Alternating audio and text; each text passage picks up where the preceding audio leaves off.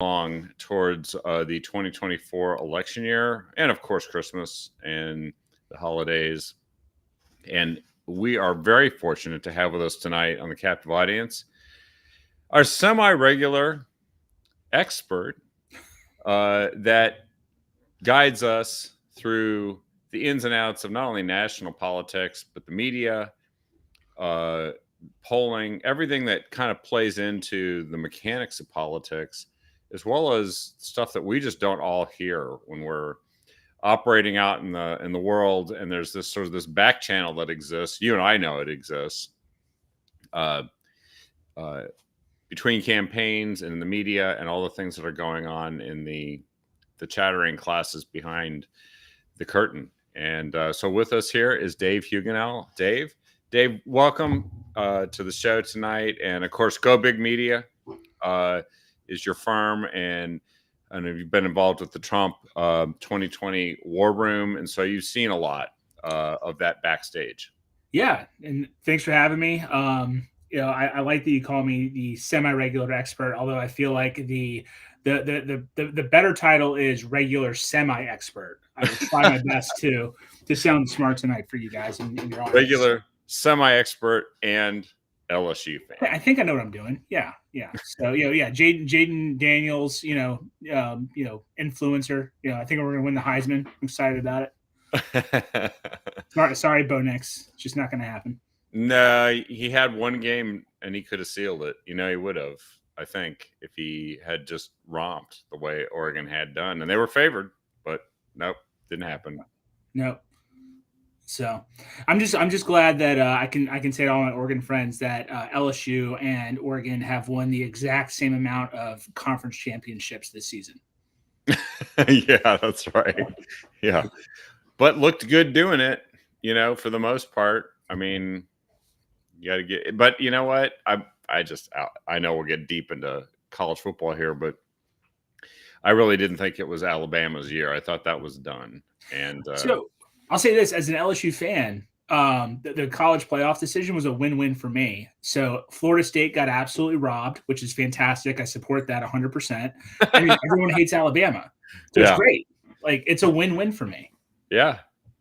Yeah, and I think Alabama does have quite a gauntlet to deal with here. Those are some strong teams. So we'll see how it fares out. Yeah. I mean, I guess I don't want to speak too soon because we know that how it's ended up in the past. But hey, here we are with an even bigger contest. We have the presidential race going on, the Republican primary, and an upcoming debate. I even heard that they're going to start allowing unsanctioned debates. There's a discussion in the RNC about that, but there is one more sanctioned debate that's going to happen, right? I saw that, and it's insane to say, but this is true. The Iowa caucuses are next month. Yeah. So it's right around the corner. Obviously news today, the debate stage has been whittled down to 4 since last time. There's Tim Scott has bowed out. Burgum dropped out of the race today, I believe. At least today's the day that I saw it. So, you have 4 more people on that stage vying to be cabinet positions. I don't think they're going to be the nominee, but we'll see what happens. And so there was this recent announcement that Nikki Haley was endorsed by the Koch brothers and their machinery. What do you think of that? Is that a factor? I mean, I think it's a factor of who is going to be best runner-up. Honestly, I mean, we can talk about all of the iterations of what's happening with Nikki Haley, Ron DeSantis, Vivek, Christie. The reality is they're all fighting for second, third, or fourth place. Every single poll is showing that in the best of circumstances for any of those candidates, they're just miles and miles behind where Trump is in any polling, whether it's Iowa, New Hampshire, South Carolina, or a national poll. So just, if this was, we're talking about college football, we're starting, if this was the sports betting market, I mean, man, you got to take Trump with the points, right? Yeah.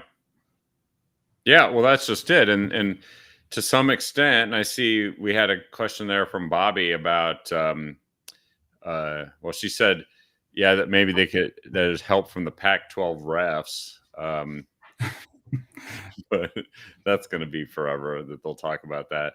But I think, yeah, if by some chance Trump doesn't get the nomination, who do you think will get it? Well, what circumstance could that be?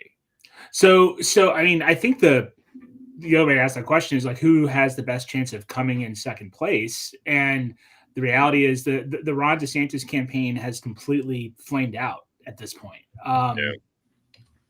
Any momentum that they had going into the Iowa caucuses just really seems to be gone. One of the things that, for me, I work on campaigns for a living. I've been a campaign manager. I've been staff on campaigns.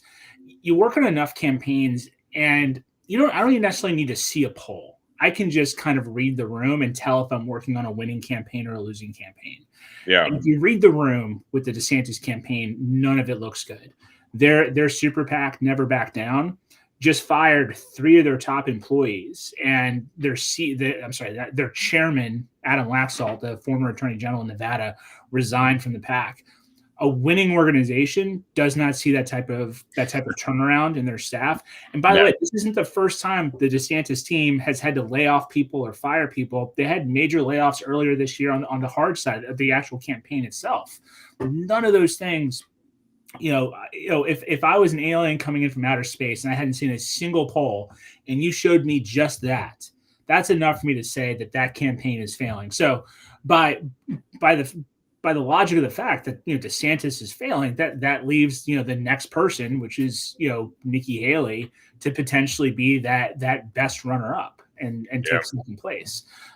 So that's kind of how this race looks to me. The other thing too, again, if I'm kind of just getting away from the numbers and the statistics and the polling and all the hard facts, and just kind of going off of gut, most campaigns, successful campaigns do something, especially when you have to make up that much ground. They do something that kind of makes you turn your head and go, whoa, that's pretty cool. Right. And as a campaign guy, whether it's a cool ad or it's a cool message or some sort of strategy, I'm like, wow, I wish I thought of that. I wish most winning campaigns usually have some sort of moment where I'm like, wow, that was really smart. That was really clever. I haven't seen anything like that from DeSantis, from Haley, from Christie, from the only thing I can say about Vivek that was like kind of cool and clever was him rapping to Eminem in Iowa. That's about the only thing out of that campaign that's been strategically, that's made sense.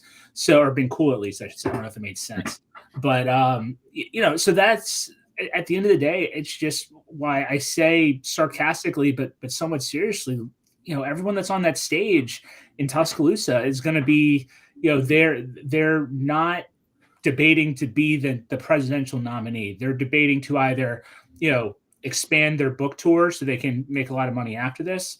They're debating so they can maybe get a good cabinet position, or maybe they're debating to be a VP pick once Trump gets the nomination. They're not debating to be president at this point. No, and I think the issue too, isn't it, is that they're drawing attention and they're debating with one another, but they're not really that focused on Biden. And so not only are they behind in the polls by 40%, but they're not talking about the main thing, that if you were really a strong nominee potential, you would be focused on who the Democrat nominee is supposed to be technically. Right. Technically. Right. Well, and that's and actually Bobby put a good question about there in the chat about DeSantis still being governor of Florida. Bobby, you're correct. There used to be a law in Florida that made it to where if you ran for president, you had to step down as governor. But guess what? The Florida legislature revoked that law from the request of the DeSantis team. So that law is no longer in effect. I think it was this past year. It was either last year or this year that they got rid of that law before he announced his presidency, or a presidential campaign, I should say. They did, and I think it was out of self-interest, wasn't it? Because 100%. Yeah, no, I mean the legislature didn't want to deal with somebody not, a different governor at that point in time, No. To be clear, that was DeSantis and his team wanting to stay governor while he ran for president.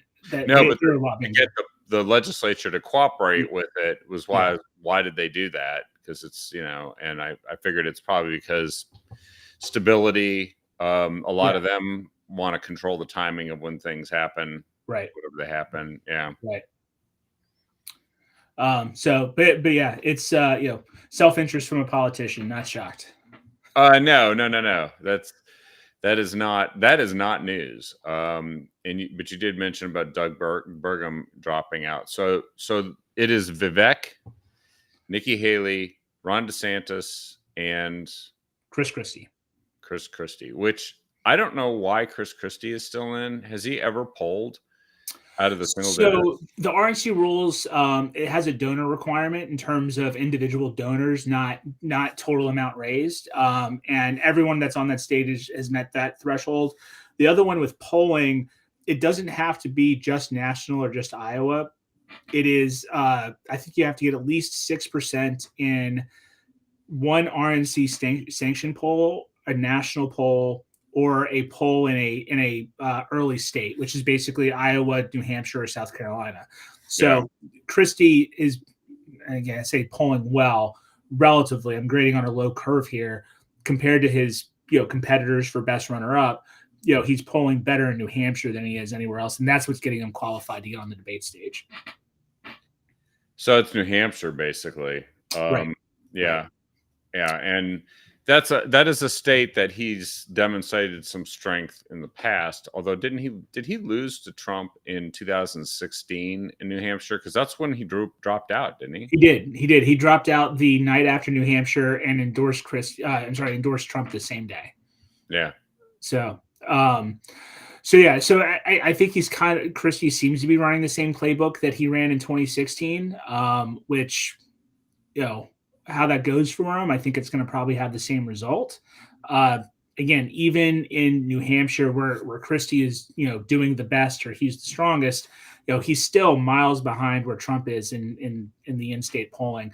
That's also a primary and not a caucus. So you're going to have, primary voters going out to vote, as opposed to this sort of more insular, sort of grassroots, like PCPs and that sort of stuff going to caucus. So that is beneficial to someone like President Trump. He is going to, most candidates like that are going to perform better in a primary than will a caucus. So I think what Christie does after New Hampshire is going to be interesting. The only thing I know that he's not going to be after New Hampshire is a presidential candidate. Yeah, I think that's when the jig is up, right? Right. And he's been mostly he's spent his time on the stage. Every once in a while, he says something to one of the other candidates, but for the most part, he isn't even focused on Biden. He's just focused on Trump, which I don't see how, if you're like dozens and dozens of points behind in a race, and you need to attract people who are supporting the lead candidate in the race in order to exceed at least the support that the other candidates in the primary are getting. How do you do that? By attacking the candidate who's getting the most support? I would say the Christie message in this primary is interesting, a little bit different. I mean, his thesis is the reason I'm running is no one else is running a good campaign, and now he's out running a bad campaign. So I'm not sure if I understand the logic of it, but it's different. It's different. What is what's the quote from the movie Dodgeball? That's a bold strategy, Cotton. Let's see if it pays off. How do I get from Christie? Yeah, and I did see the story that they're considering. It was a CNN story, which immediately made me suspicious that it's not true. But I think I saw it reported in enough places. I'm sorry, but I have trust issues with CNN because sometimes they really are. They are fake news in so much of the time that I have to find. I have to do my own corroboration or secondary confirmation that the story is true before I'm even willing to tell somebody that it's true. But it was the Washington Post that first said the proposal was being considered, and so okay, maybe that's a little bit better. Yeah. But I guess, do you think that's going to continue? Because Trump's been calling for the end of the debates. I mean, I think that once we get past Iowa, um, things are going to change dramatically. Again, whether you're the Haley campaign or the DeSantis campaign, Vivek and Christie are not even worth talking about. I mean, there's just, in terms of who could even in theory get the nomination besides Trump at this point. But if you're focusing on DeSantis and Nikki Haley, they have to do something to change the dynamic of this race. And frankly, you saw DeSantis try to do that with that debate last week on Sean Hannity with California's Governor Gavin Newsom. Yeah, I wonder what she thought of that. And I mean, I honestly think that DeSantis just got absolutely bodied in that debate. I mean, Newsom's closing line to his opener that we have two things. We each have we have one thing in common. Neither of us will be our party's presidential nominee in 2024. That was a brutal way to open that debate. There was some good interaction in terms of philosophy and differences, and like there's plenty of problems in California that anybody with two eyes and two ears can point out. So DeSantis obviously did that and did that with success, but not it ended up not doing anything to ignite anything around his campaign and show that this is why he needs to be the nominee. I just don't think that Newsom came prepared enough with enough of those kind of got you one-liners that from a media perspective, I don't think DeSantis got anything out of it. Yeah, I think it was a bit of a wet blanket. That's the problem, is that it was a pay-per-view. It's like two wrestlers not competing for the title in pro wrestling, and you actually know that it does, just like most pro wrestling matches, it doesn't matter who won. Right. That was the way I felt about it, which meant, okay, I missed a pro wrestling match. Yeah, no, and look, I think that's a really fair analogy. And I don't know if I've seen the post ratings of it. I'm sure people watched it. I'm sure a lot of folks didn't. Again, it's just you can see the DeSantis and the Haley campaign sort of grasping for those kind of moments to change the dynamic of what this presidential primary is going to be, and none of them can, because the reality is President Trump has a really good grasp on what this country is upset about. He also has the clearest contrast to Biden, having been the president prior to him, having the best economy in my lifetime under the Trump administration. It's a very easy argument for Trump to say, do you miss me yet? Right? When inflation is at all-time highs, when people are really starting to feel the crunch of inflation, when when it's just tougher for families to get what they need, when you have this absolutely lawless border that is setting records in terms of illegal migrants pouring over, we have a fentanyl crisis that's completely flared up, homeless crisis that's completely flared up. All of these things weren't the issues they were when President Trump, first got into office and during his term. So for him to say, look, I don't have to tell you what I'm going to do. You need to look at what I did. It's a very easy contrast for any voter to understand. And I think that's part of the reason that he's being so successful in this primary. Well, and I also think that people believe when he says he's going to do something that he's going to do it. He already had that credibility, Right. Which if that were a weakness instead of a strength, then there might be an inroad for others to come in and say, well, I stand for this. Even people who couldn't prove they would do it would just cast doubt on whether he would. And that's really tough to do with him, because Sure. he said and did things that people didn't really think, well, I don't know if he'll do it. It's a nice campaign promise, but building a wall, I don't know if he'll do it. It's a good talking point. And then he did it. He did it even when he got zero cooperation from Congress to do it. And yet he found a way to do it anyway. And it's that I think has gotten a lot of people to believe that he would actually execute on the results. Right. Well, and I think, again, as the campaign nuts and bolts, that's always where my head goes, and just turn how these campaigns operating.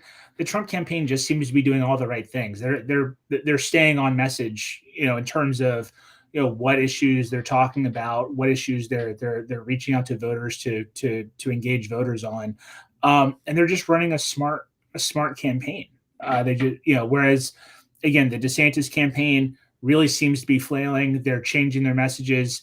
One day they're attacking, President Trump. The next day they're attacking Nikki Haley. I mean, that's another thing too. When it comes to producing these television ads that we see articles and news about, we see these direct mail pieces that go out.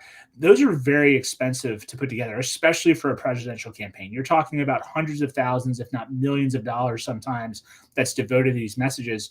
So for the DeSantis campaign to have to pivot from going after President Trump to Nikki Haley, that represents hundreds of thousands of dollars, a lot of resources reinvested just to make sure he can stay in second place. Like, that's why he's attacking Nikki Haley. It's not so he can become the nominee, so he can stay in second place, because Nikki Haley is gaining that much ground on him. In some places, she's actually leading him, I believe. So again, there's nothing in this presidential primary right now that tells me that we're going to have any other result besides President Trump being our nominee by the time we get to the national convention. So here's kind of a tough question.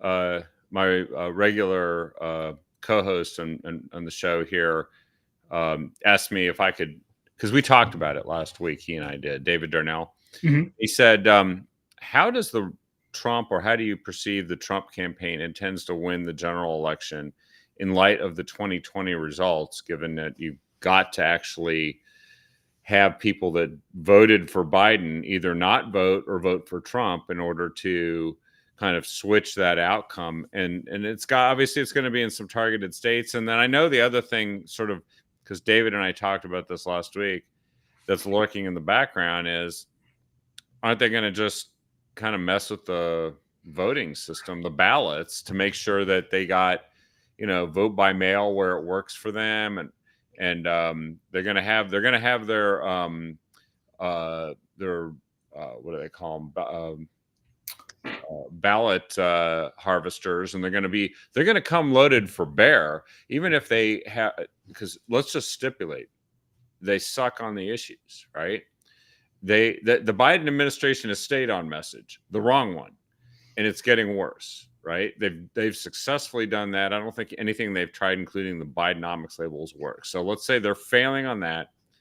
But we have to produce a different outcome than 2020, and we have to do it in enough of these states that matter to change the outcome of the 2020 election. And we have to overcome probably the margin of fraud. At least that's what we call it in Oregon, even if somebody says it doesn't exist. Yeah. Well, I mean, there's a lot to kind of unpack there in terms of how does Trump win in the general election? I mean, in getting folks that voted for Biden to vote for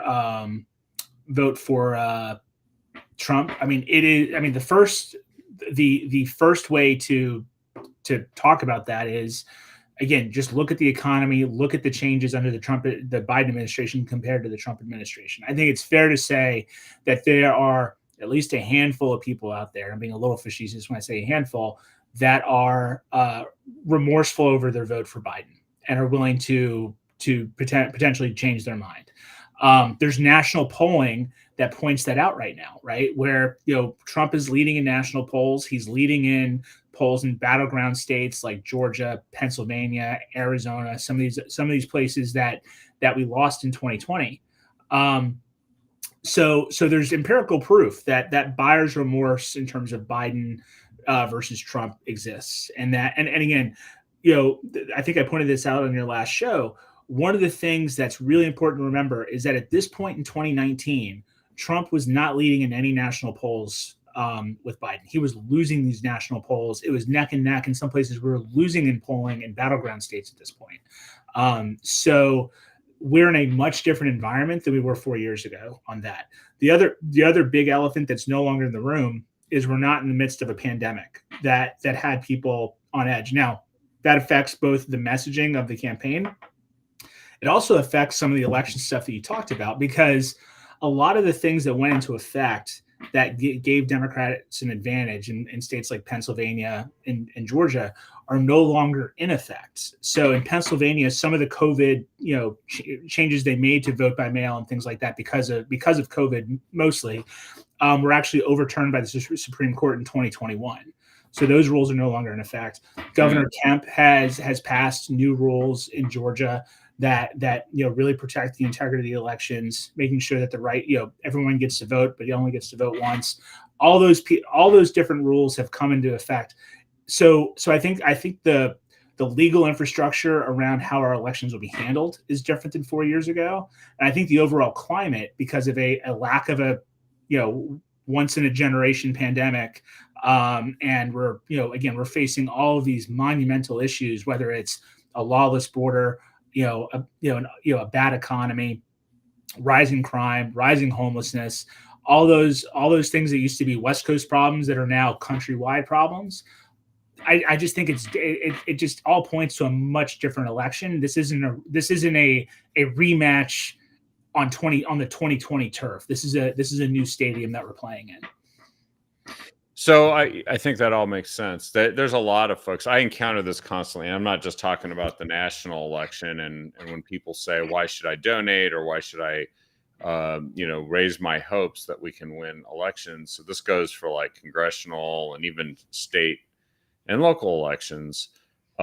They just become convinced that the election system itself is just simply not going to allow for a result that would be favorable to Republicans. That it's and I, without going deep into every potential thing that people think, what do you think are the best things to tell folks? Because I kind of have my little talking points specific to Oregon. I'll give you just one. In 2022, 25% of Republicans didn't vote, so 1/4. And so, however strongly we really felt, if only 5% more had voted, then actually we would have won a governor's race. We probably would have won 5 to 6 state legislative races. We would have won a congressional seat in the 6th district. We would have comfortably won the 5th district race, and the 4th might have even been closer than it was. Well, and I think this is kind of the psychological misnomer that happens with campaigns with wins and losses, right? Because campaign, in elections, they're always binary. You either win or you lose. History rarely remembers if it was a close loss or a close win, right? So and talking about Oregon specifically, I've said this for years. Democrat control in Oregon is a mile wide, but it's only an inch deep. That's why last year you saw, you had a historic win in Oregon 5 with Lori Chavez Dreamer, first congressional flip in Oregon for Republicans since 1994. I don't even know if they had CD players in '94. I think we're still listening to cassettes. Maybe CDs had just come out. No, I guess because you get like the 1,000 hours of free AOL last time the Republicans flipped a seat out there. Yeah. So that's a huge, huge win. They picked up legislative seats in Oregon. They picked up state Senate seats.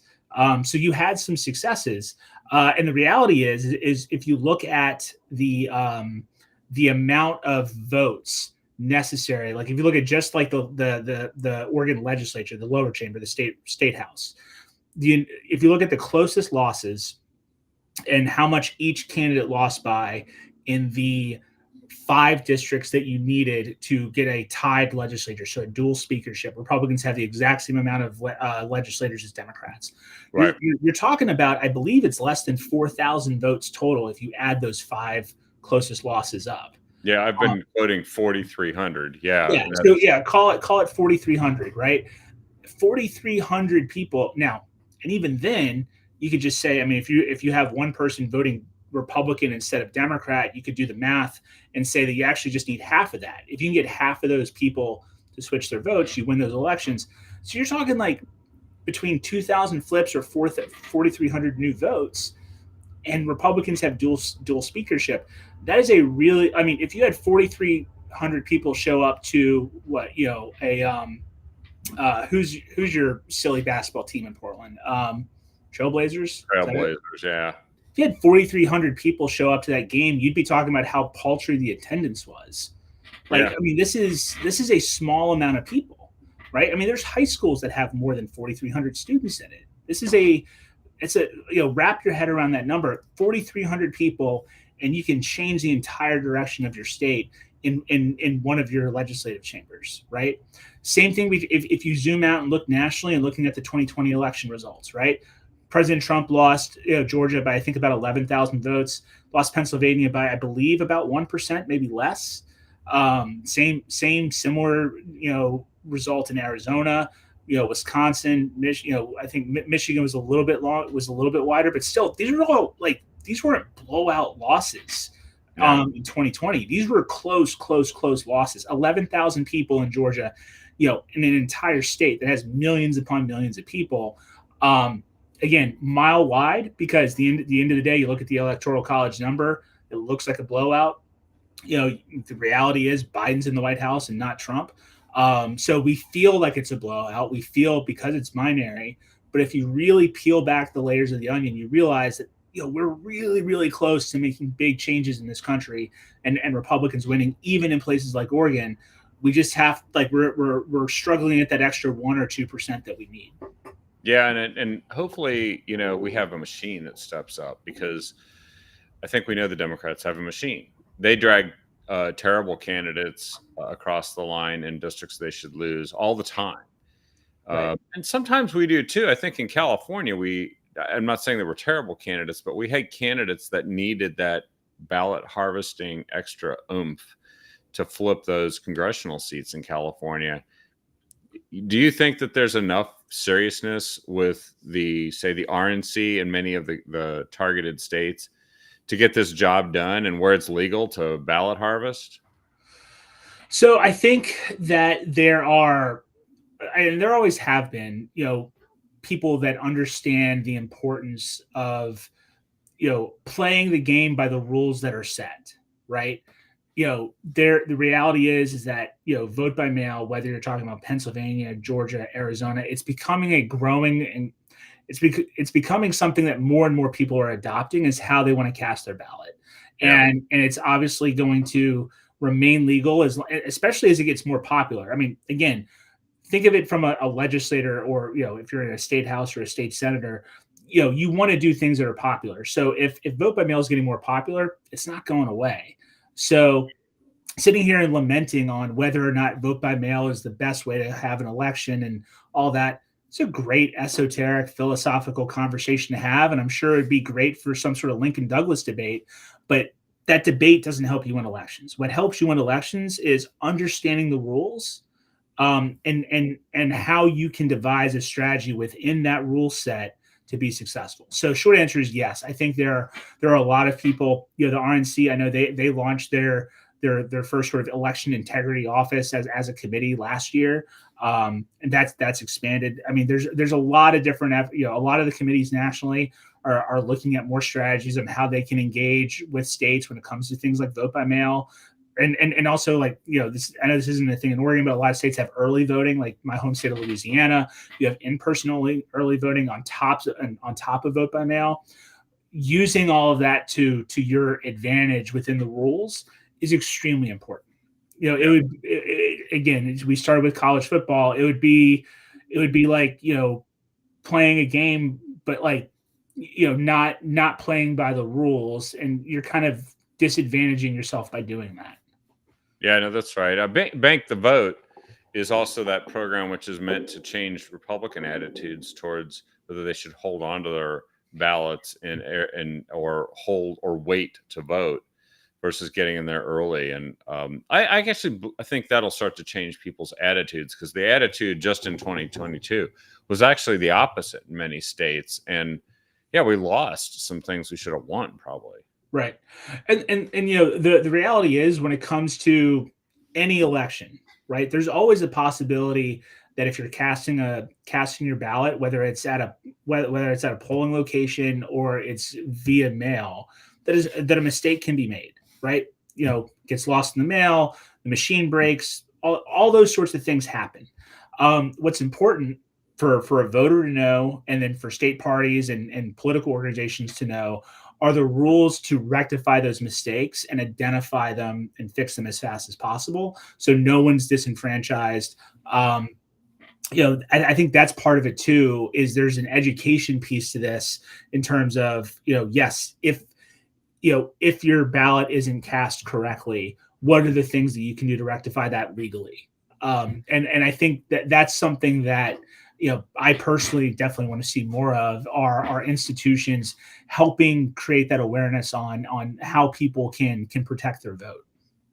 So, on the one hand, we've got a very likely nominee, President Trump, and we've got Joe Biden. And I was just kind of glancing here, the top three issues he's completely upside down on, the ones that the recent polls said, and this is nationwide, it varies locally, but inflation was number one. It was like half of voters said that was their biggest concern, which is synonymous now with the economy and what concerns people, right? The second one was the border and what's happening there.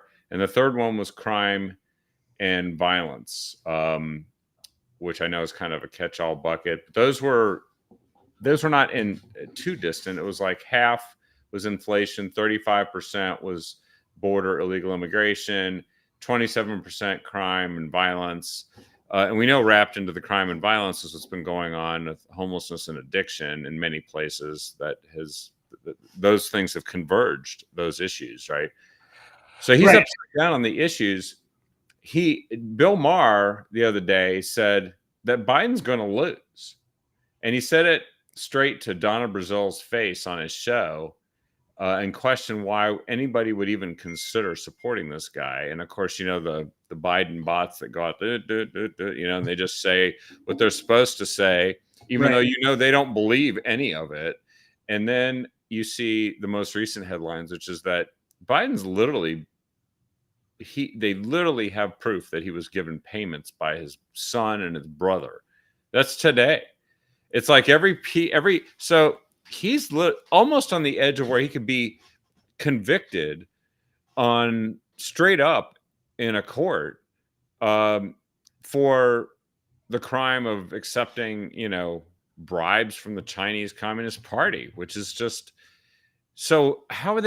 What is the chance they're even going to keep this guy if they are almost certain to lose?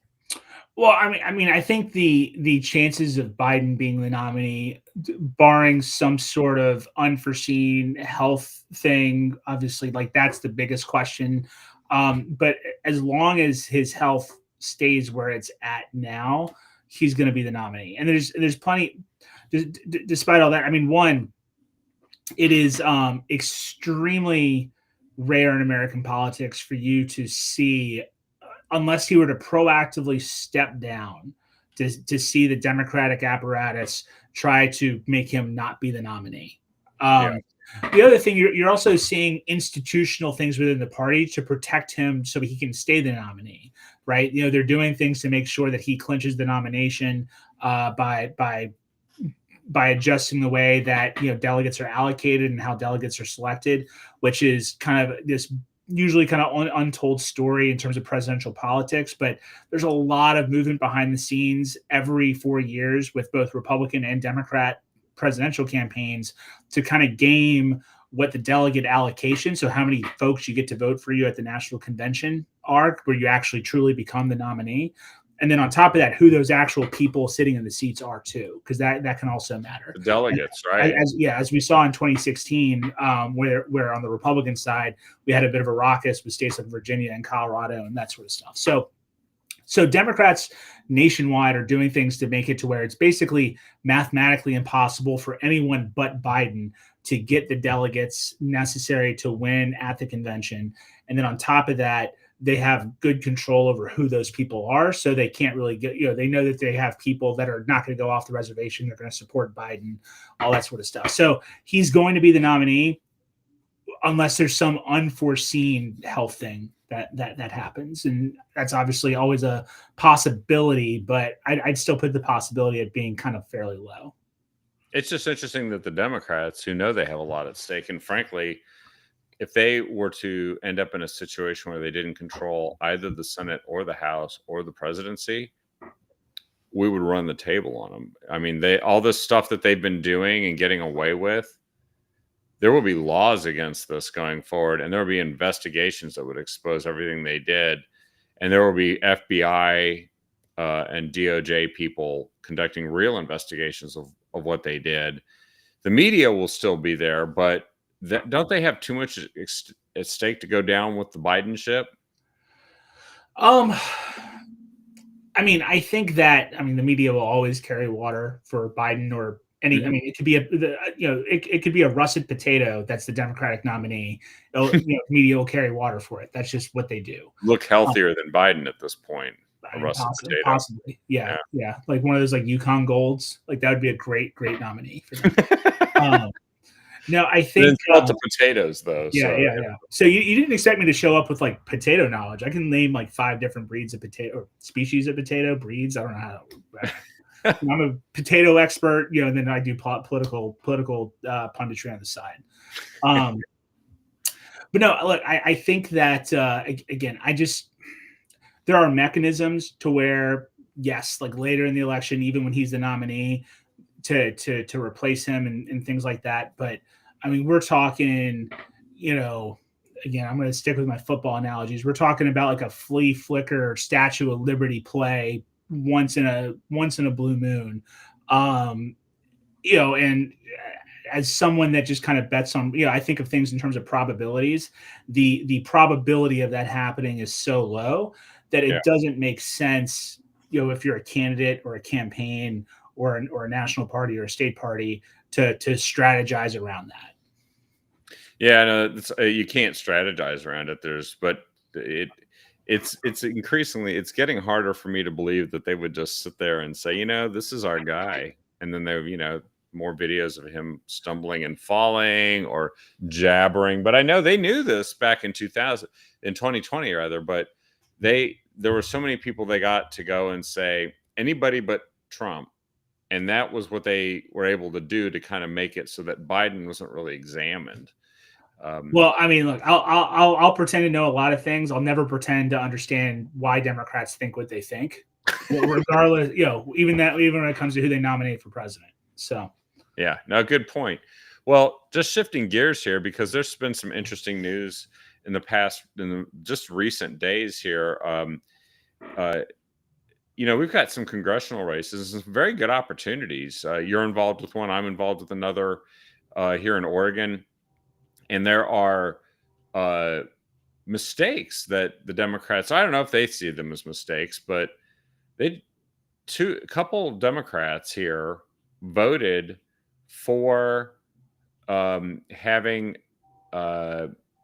basically to take public parks, national parks, and public lands and allow federal funds to be used to take the millions of migrants that are streaming across the border and house them there. Well, and I think it also applies to like homeless people too, right? To potentially put them there as well. Potentially, yep. Yeah. Yep. Yeah. It's I don't know if it's exactly what Teddy Roosevelt had in mind when he created the National Park Service. But on that note, I mean, I saw the NRCC put out a really clever ad. It's actually not to get too in the weeds of it, but it's an AI generated ad. So they used AI technology to create these images of all these different national parks around the country with encampments in them for migrants and homeless people and things of that nature. And they did it almost as like this sort of like tongue in cheek sort of national parks promo for Democrats. Thought it was extremely clever. It's probably one of the better uses of AI in a political video I've seen this year. In terms of it was just really well done. But it does point. It was a pretty bizarre vote for both Val Hoyle and Salinas to take. Look, as a former Oregonian, or I should say a recovering Oregonian, the reality is I don't know if there's few states in the country, save maybe Montana and Wyoming and some of the other places out there, that understand the value of these national parks for their beauty, the pristineness of them. It's a beautiful part of the country. So for them to say that, yeah, listen, like we're okay with creating these federal funds being used to create these giant encampments. I'm not sure if I understand the vote. I mean, there are Democrats that voted against it, or I guess, yeah, voted with Republicans, I should say. There's 6. Yeah, there were 6, and you could tell they were border state people or places that have been impacted by the flood of migrants into the cities. It's just And also, I mean, the reality is that if you're okay with doing that as a Democrat, I mean, you're kind of just putting newspaper over spilled milk, right? I mean, you're not solving the actual problem. Why?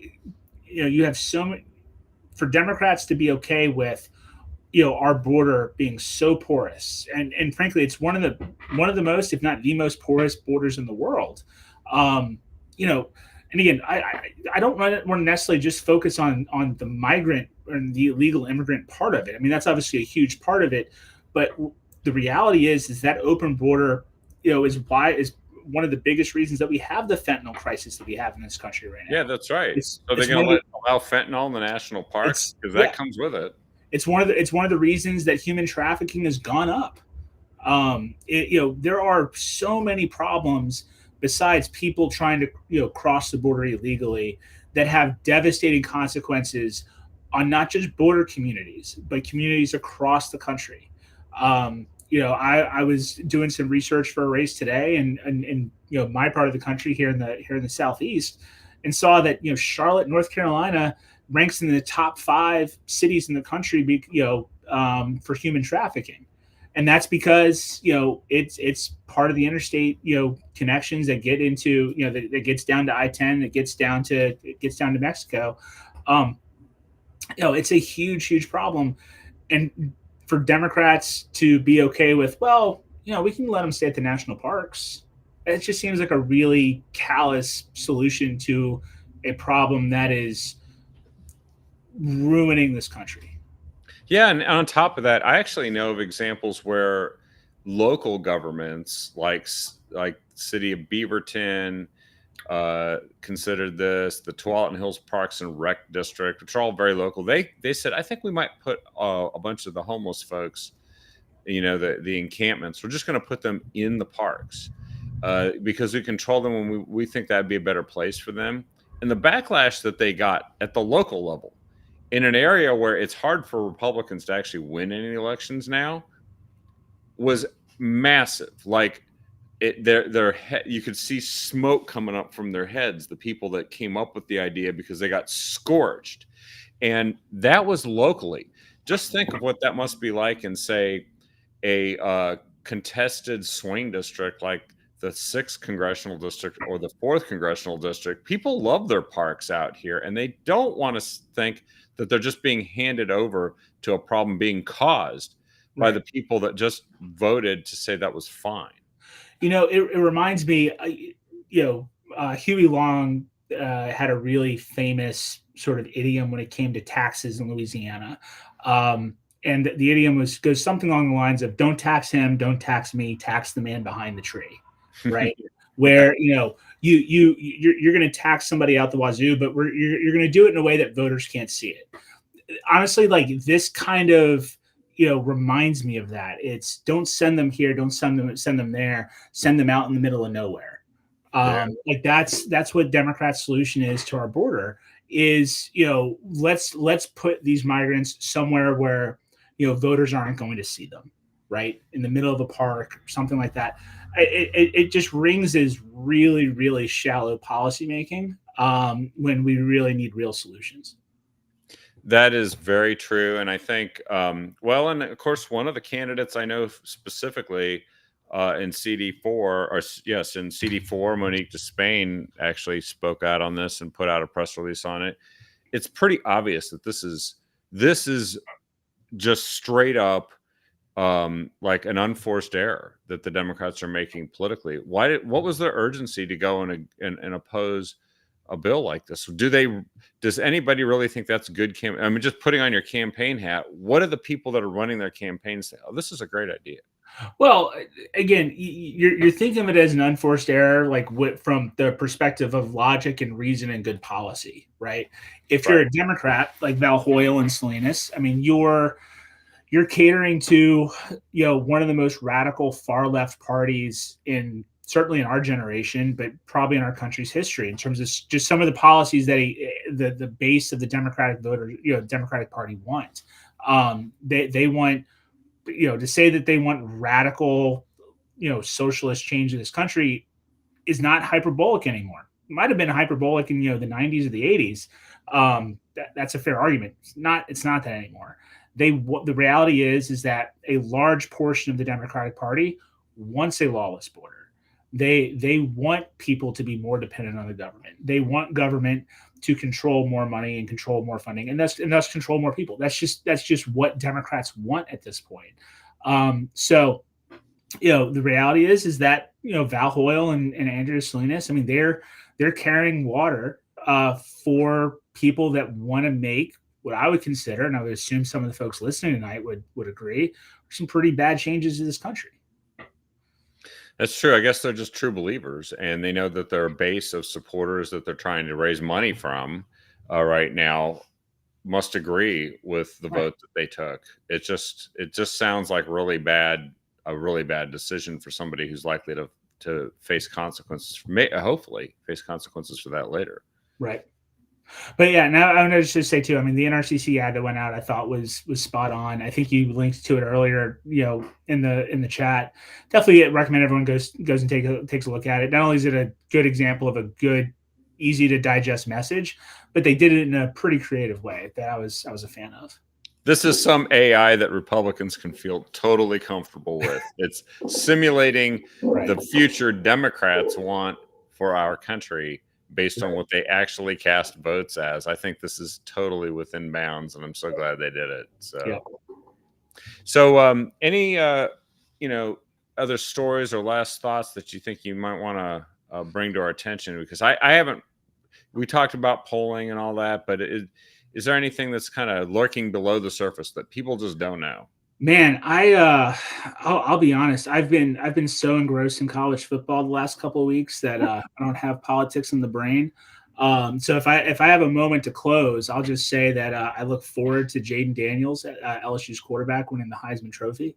I look forward to Bo Nix coming in second place in that contest. Sorry that you guys didn't win the last Pac-12 championship. Yeah, the last one. It's kind of weird to think of it that way, but it is the last one, and they had a chance. They really did, but I can't tell if Bobby is yelling boo or if he's yelling bo. Really, I'm gonna say bo. I'm gonna pretend that's not a boo. Yeah, that's a great question, because as soon as you put more O's in it, there's no way to know. But it might be a number of weeks before we get to reconnect. What do you think about the 4 that are in? Who's gonna win? Who's gonna be our finalists and then championship in college football here? Man, I mean, look, if you're just going off the history of it, the reality is, I mean, SEC always has a strong possibility to win this thing. I think it would win something like 14 out of the last 20 national championships have been SEC teams. I mean. And the other ones were Ohio State and who else? Ohio State, Florida State, and Clemson. Yeah, that's right. Yeah, no, it's Georgia. This is probably the weakest Alabama team that's gone into the playoffs in recent memory, but the weakest Alabama team is still a pretty tough team. So I'm going to go ahead and again, I'm not a Roll Tide guy at all. Hate Alabama, but I'll let my SEC, kind of pride come out a little bit. I'm going to say Alabama surprises, shocks the world, becomes a college football champion this year. And who do they play in the final? Ooh, obviously they had to get there. They had to be because I guess they would play Texas and Washington. In the other game, I think I'm going to say Texas. I just don't have a lot of respect for the West Coast teams. Y'all always choke. You choke. So I'm going to say Texas, Alabama national championship. Alabama's the winner. And that's a regular season rematch where Alabama lost to Texas, right? So that'll get story writes itself. Yeah. No, that does. Well, I'm gonna just agree with you, because I just don't think Michigan can beat Alabama. But hey, I'm just gonna say I kind of wish that UW would actually do something, because then that make some people out here on the West Coast feel good. I don't know that's going to happen. Maybe once y'all go to a real conference next year, we're going to have a shot. But you got to play some real teams first. You can't play Colorado and be like, oh my goodness, like we won that. It's such a big deal. Like I'm sorry, like you gotta play some big, some real teams for me to take you seriously. Well, on that note, now I hope I'm getting. No, that's. I think you've got a point there, and so the Pac-12's not going to exist, and all those teams are going to have to put up or shut up now, and some of them will. We'll see. Hey, Dave, thanks again for joining us. A lot of folks are expressing their appreciation in the feed here, and keep fighting the good fight. I know that you are, and I know that you'll give us updates in the future, because the only thing we know is we're not going to be able to predict exactly what crazy stuff does happen. That is correct. That's why I never predict. I only project. That's good. I like that. I might steal that from you, but I'll give you credit for it. So there you go. Well, thanks. Really appreciate it. And thanks everyone for watching us, and please share the show with everyone you can. We'll see you on the next episode of The Captive Audience tomorrow night. It'll be Dave and I talking about whatever has happened in the news that day. Thanks everyone, and have a great night.